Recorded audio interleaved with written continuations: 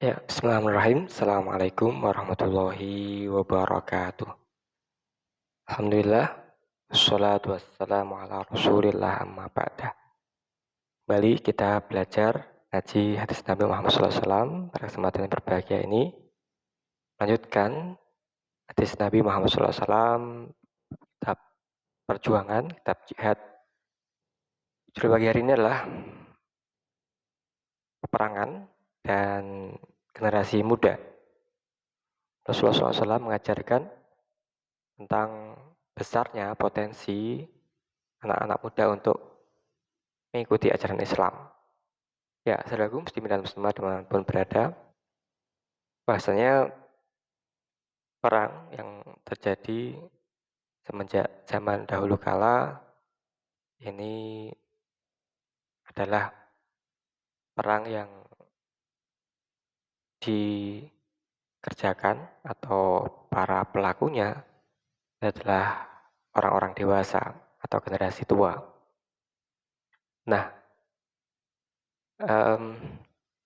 pada saat perang ini kemudian pecah, terjadi, tidak bisa dielakkan, maka bisa jadi generasi muda ini ikut membantu generasi tua sebagai solidaritas ataupun permintaan untuk berdasarkan suku, golongan, atau negara dan sebagainya. Nah, saudaraku muslim dan berada dalam kondisi pasca perang telah terjadi mana yang menang, mana yang kalah, kemudian terjadi tawanan perang, ya, maka perlu dipilah mana generasi yang bisa dibenahi, ya, generasi muda, dan mana yang mungkin generasi yang potensi untuk dibenahi ini minim atau mungkin kecil sekali. Nah, meskipun dalam kondisi yang sempit, dalam situasi pasca perang, maka upaya dakwah ini perlu untuk tetap ditegakkan. Bahasanya Rasulullah SAW menganjurkan kita untuk mendakwahi generasi muda ini kepada ajaran Islam. Saudaraku muslimin dan muslimat dimana berada, inilah kunci teori pendidikan dan dakwah Islam. Bahwa anak-anak muda ini berpotensi kuat, memiliki akal sehat yang tinggi, memiliki waktu belajar yang cukup memadai,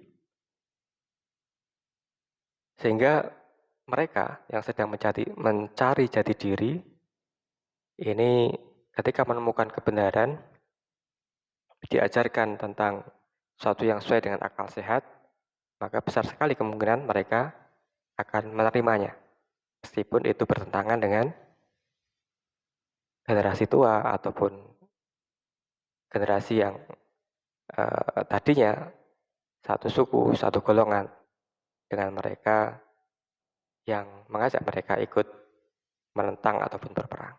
Ya, mari kita simak sebuah hadis berikut ini. Bismillahirrahmanirrahim.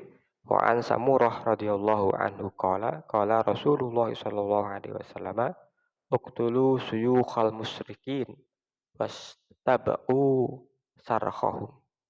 Rawahu Abu Dawud.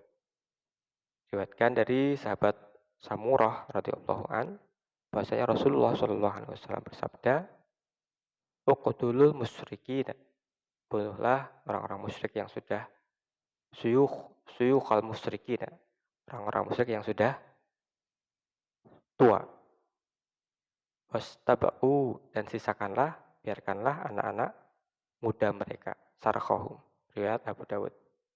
Ya, saudaraku muslimin dan muslimat dimanapun berada, inilah wahyu atau sesuatu yang diajarkan oleh Rasulullah SAW tentang potensi anak muda atau generasi muda yang ini sangat besar kemungkinannya untuk ikut di dalam ajaran akal sehat atau agama Islam. Meskipun dalam situasi peperangan, situasi genting, ya, situasi yang sempit, Nabi SAW berpesan untuk membiarkan anak-anak muda hidup yang tidak ikut berperang, ya, dan didakwai menuju ajaran Islam.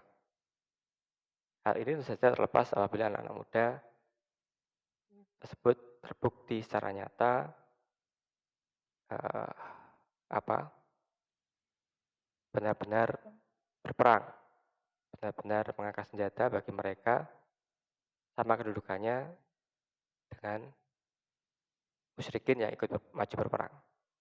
Nah, saudaraku muslimin dan muslimat dimanapun berada, apakah hikmah dari larangan bunuh anak-anak muda dalam hadis ini benar?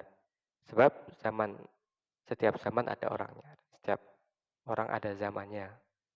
Kaum muda pada umumnya berbeda pendapat dengan generasi tua. Dan mereka ini bisa jadi 180 derajat berbeda jauh dengan generasi bapak-bapaknya atau generasi tuanya. Kenapa berbeda ini? Karena kaum muda pada umumnya belum menikmati kue kekuasaan. Berbeda dengan kaum tua yang terikat dengan kontrak atau sudah menikmati jabatan kedudukan yang nyaman sehingga mereka cenderung lebih sulit untuk didakwai. Ya, berikutnya, yang kedua, terdapat potensi akal sehat, hati nurani, dan logika kebenaran dalam pribadi kaum muda. Ini terbukti dengan banyaknya generasi sahabat Nabi Muhammad SAW yang berasal dari keturunan musyrikin. Kemudian justru anaknya maju, jadi para pejuang Islam, para sahabat besar Rasulullah SAW. Mari kita coba cek bagaimana sahabat Ali bin Abi Thalib radhiyallahu an. Ini ayah anda, beliau Abu Thalib ini adalah kafir, belum beriman pada Allah dan Rasulullah, musyrikin. Sofwan bin Umayyah, Khalid bin Walid, dan 13 saudara Hisham dan Amru bin As radhiyallahu an, dan banyak lagi para sahabat Nabi yang latar belakang orang tuanya adalah belum beriman atau bahkan menjadi penentang dakwah Nabi Muhammad SAW. Di bapaknya menentang dakwah Nabi, tapi putranya justru menjadi pejuang Islam, membela Rasulullah Muhammad SAW di kemudian hari. Ya, saudaraku masih berada, inilah indahnya agama Islam, lalu jeli di dalam mengetahui potensi, bahkan di situasi yang genting, yakni peperangan.